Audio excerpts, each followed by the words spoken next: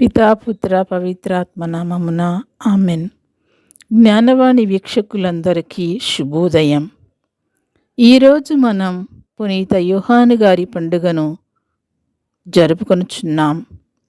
యేసుకు 12 మంది అపోస్తులైన కానీ పేతురు, యోహాను, యాకోబులను ఆయనకు గొప్ప సహచరులు, వ్యక్తిగత సహాయకులు, అంతర్గత విషయాలలో ముందుండేవారు. యోహాను గారు యేసు ప్రభువుకు ప్రియమైన అపోస్తులుగా సూచించబడి ఉన్నారు. ఈ సన్నిహితులలో యేసు ప్రేమించే శిష్యుడిగా యోహాను ఆధిక్యత పొందియున్నారు. యోహాను యేసుకు సన్నిహితుడు. అతడు యేసు చివరి విందులో యేసుకు అతి దగ్గరగా హృదయమునకు ఆనుకొని కూర్చొని ఉన్నారని వాక్యం మనకు బోధిస్తుంది. అతడు అతి దగ్గరగా ఉంది యేసు ప్రభు యొక్క గుండె చప్పుడును విన్నాడు. ఆయన వేదనను తెలుసుకొనగలిగాడు. యేసు ప్రభు అందరికంటే అధికముగా ప్రేమించాడు. అందుకే ఆయన ప్రతి సంఘటనలో యోహాను ఉన్నారు. చరిత్ర ప్రకారము మిగిలిన అపోస్తులందరూ వివాహము చేసుకొని ఉన్నారు. అందుకే యోహాను చూపించే నిండైన ప్రేమను వారు చూపించలేకపోయారు.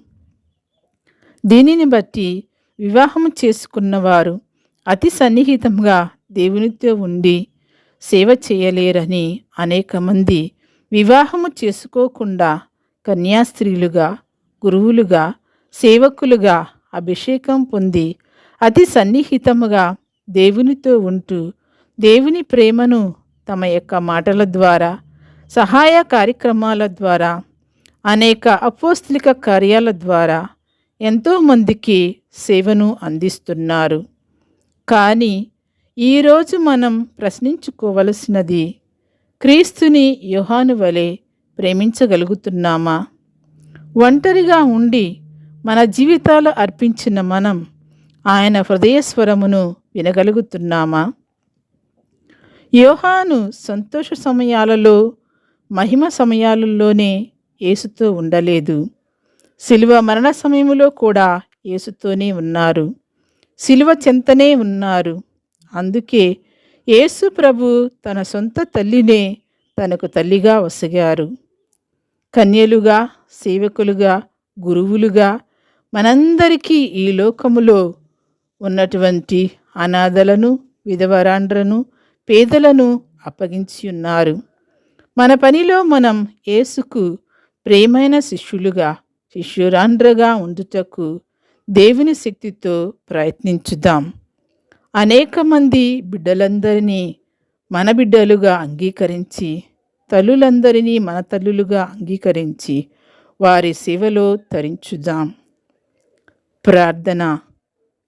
ఓ ప్రభు, ఈ వాక్యమును వింటున్న మేమంతా నీకు అతి సన్నిహితంగా ఉంచు.